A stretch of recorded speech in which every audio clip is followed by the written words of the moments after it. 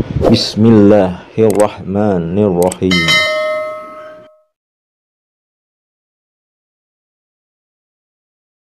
A'udzubillahi minasyaitonirrajim. Bismillahirrahmanirrahim. Assalamualaikum warahmatullahi wabarakatuh.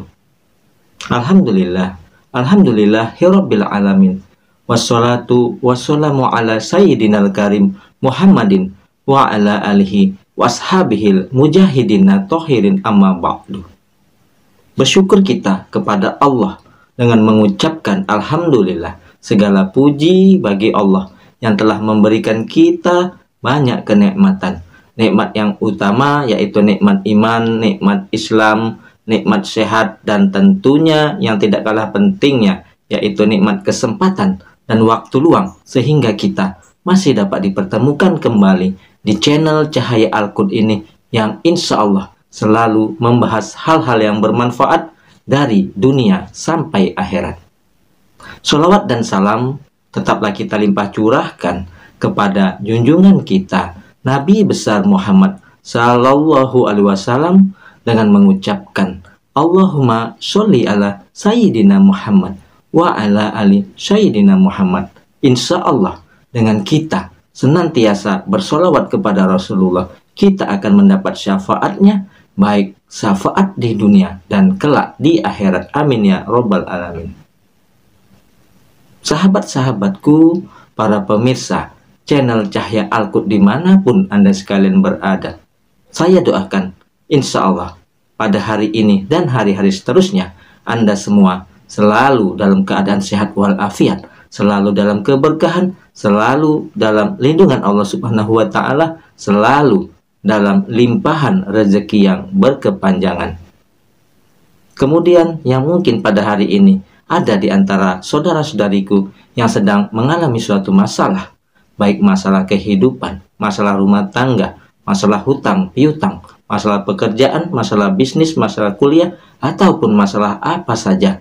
Saya doakan insya Allah semua masalah-masalah yang Anda hadapi akan segera diangkat oleh Allah Subhanahu wa Ta'ala, diselesaikan oleh Allah Subhanahu wa Ta'ala, dan diberikan jalan keluar yang terbaik dari Allah Subhanahu wa Ta'ala. Amin amin ya robbal alamin. Saudara-saudariku yang dimuliakan, yang dirahmati dan tentunya dicintai oleh Allah Subhanahu wa Ta'ala, tidak terasa hari berganti hari sehingga kita sudah berada di penghujung bulan Ramadan. Bulan Ramadan yang penuh dengan keberkahan, kemuliaan, penuh dengan keampunan. Maka sebentar lagi kita akan merayakan hari kemenangan. Sebentar lagi kita akan mengumandangkan takbir, tahlil, tahmid, merayakan hari kemenangan. Nah, saudara-saudariku yang dimuliakan Allah, setelah kita melaksanakan puasa Ramadan, tentunya setelah kita selesai melaksanakan ibadah puasa di bulan Ramadan, kita akan merayakan hari kemenangan, yaitu hari raya Idul Fitri. Namun mungkin barangkali ada di antara kita semua, di antara saudara-saudariku ya, dalam merayakan Idul Fitri, tentunya terlebih dahulu kita melaksanakan sholat Idul Fitri, karena mungkin sholat Idul Fitri ini kita laksanakan setahun sekali ya. Mungkin saja di antara rekan-rekan saudara-saudariku ya ada yang lupa mengenai tata caranya. Maka pada perjumpaan kita kali ini saya akan membahas mengenai tata cara melaksanakan sholat Idul Fitri, baik sholat Idul Fitri yang kita lakukan di lapangan terbuka maupun sholat Idul Fitri yang kita laksanakan di dalam masjid-masjid Allah Subhanahu wa Ta'ala. Maka dari itu, mari kita simak penjelasan mengenai tata cara melaksanakan sholat Idul Fitri. Mudah-mudahan dapat bermanfaat bagi kita, menambah ingatan kita kembali, ya, agar nanti pada saat kita melaksanakan sholat Idul Fitri, kita dapat melaksanakannya dengan afdol dan dengan syariat-syariat yang telah diajarkan oleh Rasulullah Sallallahu Alaihi Wasallam.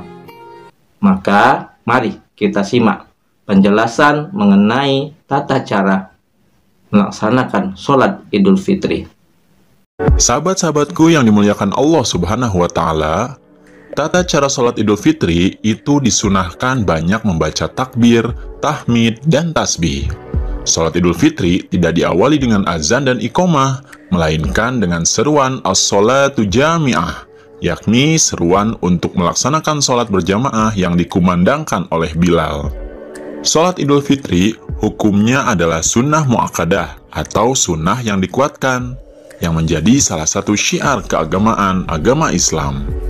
Kemudian, sholat Idul Fitri disunahkan bagi setiap muslim, baik laki-laki maupun perempuan, merdeka maupun hamba sahaya, dewasa maupun anak-anak, sedang di kediaman maupun sedang bepergian atau musafir, baik secara berjamaah maupun secara sendiri. Nah, sholat Idul Fitri sangat disunahkan untuk dilaksanakan secara berjamaah di tanah lapang, masjid, musola, dan tempat lainnya. Sahabat-sahabatku yang dimuliakan Allah Subhanahu wa Ta'ala, agar lebih afdol, kita sebagai muslim perlu mengetahui tata cara sholat Idul Fitri dan niatnya, agar bisa melaksanakan ibadah sholat sunnah yang dilakukan setahun sekali ini dengan baik dan benar. Oke, langsung saja ya, kita akan bahas tentang tata cara sholat Idul Fitri. Yang pertama adalah membaca niat sholat Idul Fitri. Namun yang perlu dipahami, niat ini adalah pekerjaan hati. Kita bisa mengucapkannya atau melisankannya untuk menguatkan niat kita.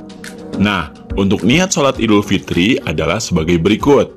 Jika menjadi imam, niatnya usolli sunnatal Idul Fitri rok'ataini mustaqbilal qiblati adaan imaman lillahi ta'ala.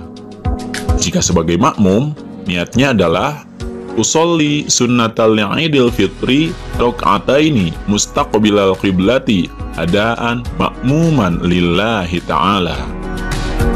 Kemudian yang kedua adalah membaca takbiratul ihram, yaitu Allahu Akbar, sambil mengangkat kedua tangan. Kemudian yang ketiga adalah membaca doa iftitah sebagaimana biasanya. Kemudian yang keempat, membaca takbir sebanyak 7 kali di luar takbiratul ihram. Allahu Akbar.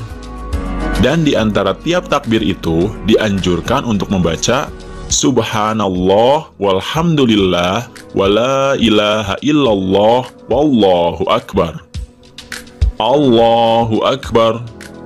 Subhanallah walhamdulillah wala ilaha illallah wallahu akbar.